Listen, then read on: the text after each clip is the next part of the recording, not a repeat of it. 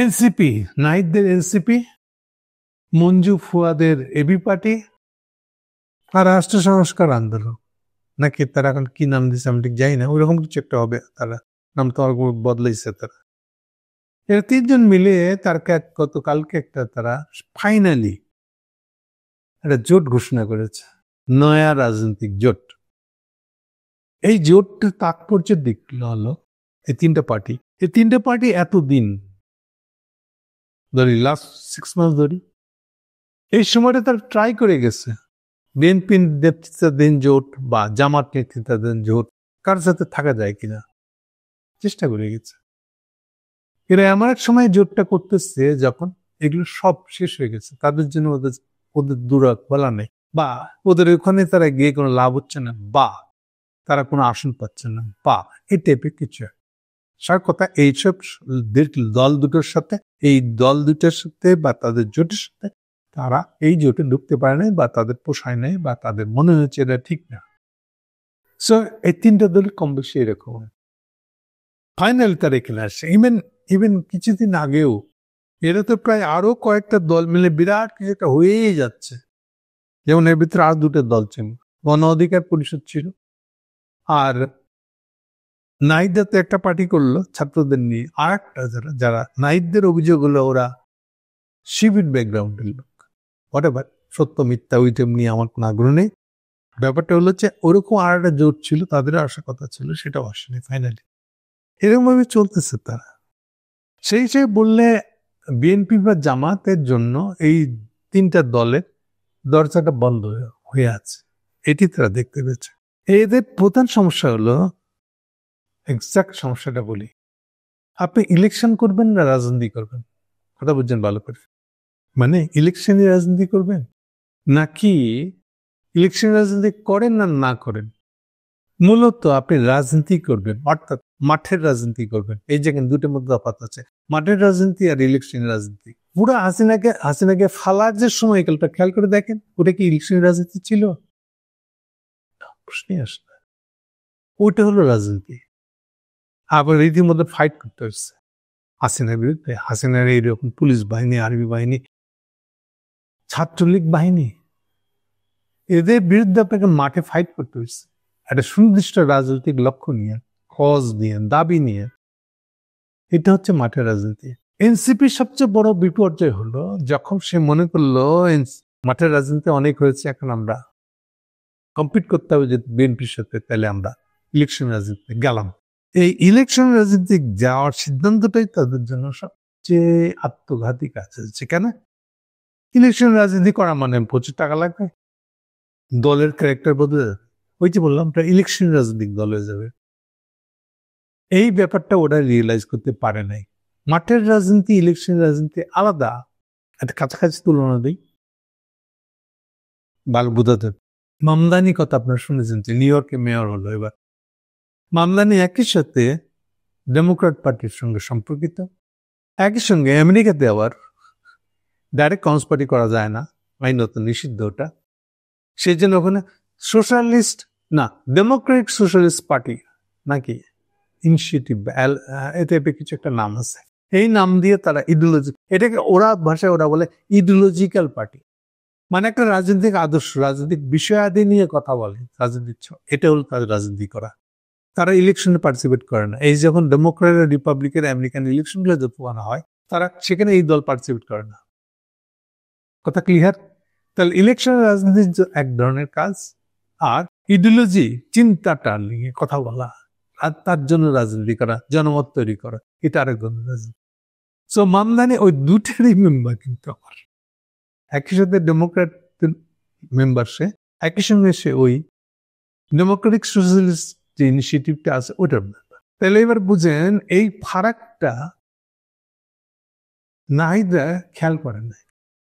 আরো পিছনের লোভও ছিল যে এখন আমরা ইলেকশন রাজনীতি করতে গেলে তো অনেক টাকা পাবো, চাঁদা তুলতে পারবো, এগুলো করতে, তাই তো হয়ে গেছে। এখন আমরা বড় একটা বিএনপির মতন কি জামাতের মতন একটা দল হয়ে যাবো।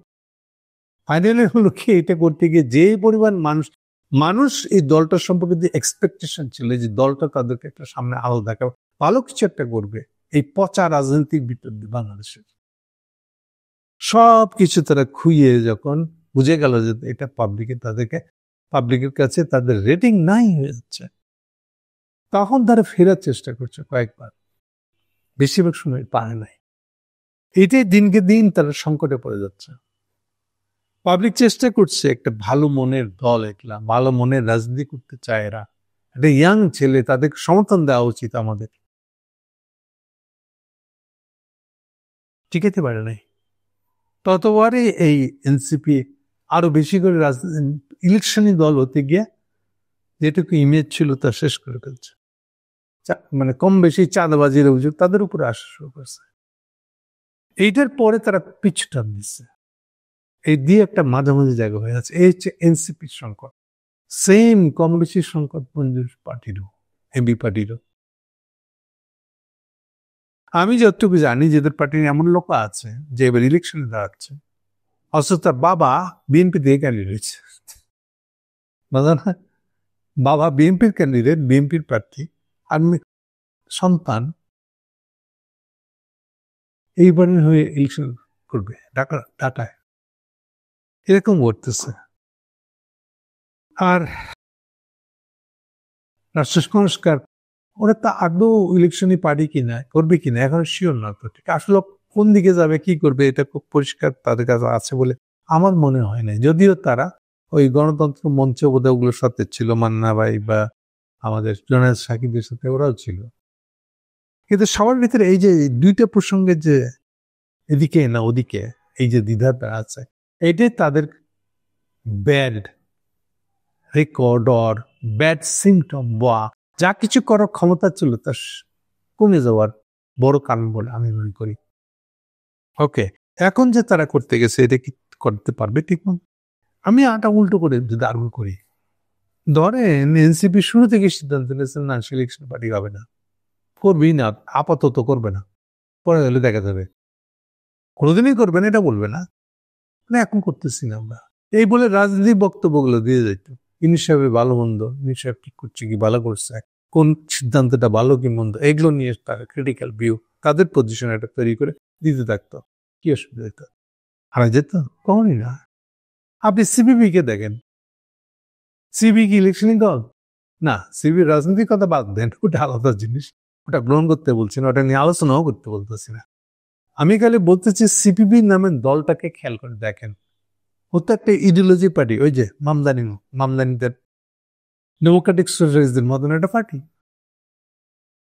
সে তো ইলেকশন করে না, কোন জায়গায় তার ক্যান্ডিডেট খুব বালা না, এগুলো তার রাজনীতি, কিন্তু একটা ইডিওলজি পার্টি তো আসলে পচা একেবারে ইন্ডিয়ান দালালি, এগুলা এটাই করেছে, কিন্তু এটা রাজনীতি করে।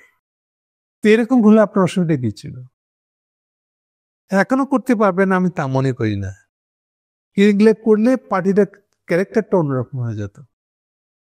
এবং ইস্যু সমাজে, আমাদের সমাজ যথেষ্ট ভাইব্রেন্ট পলিটিক্যালি, সবসময় গম থাকে এটা, ফলে সেই জগতে যেমন এটা করলে স্টুডেন্ট পলিটিক্সে অনেক বড় শেয়ার হতো আপনাদের, এই শেয়ার পারত, তো কোনোটাই তো হয় নাই। তাহলে এখন যেখানে যাচ্ছে এখানে গিয়ে কি করবে, কতদিন থাকবে আমি তো শিওর না। শেষে খালি একটা কথাই মনে করে দিই, একদিকে কিন্তু যতই মনে হচ্ছে যে এই ইলেকশনের কথা হয়ে গেল, ততই কিন্তু এই সন্দেহ বাড়ছে ইলেকশন হবে তো। আমি না, শুধু বড় বড় সাংবাদিক যে একের সঙ্গে আবার বিএনপির নেতা তিনিও বলতেছেন, আজকে ফেসবুক দেখেন আপনি, ভরায় আছে ইলেকশন কি হবে, এই সন্দেহ সবার ভিতরে আছে। তাহলে এখন দেখেন এনসিপির কি অবস্থা হবে, তাহলে এখন দেখেন এই যে নয়া জোটের কি অবস্থা হবে।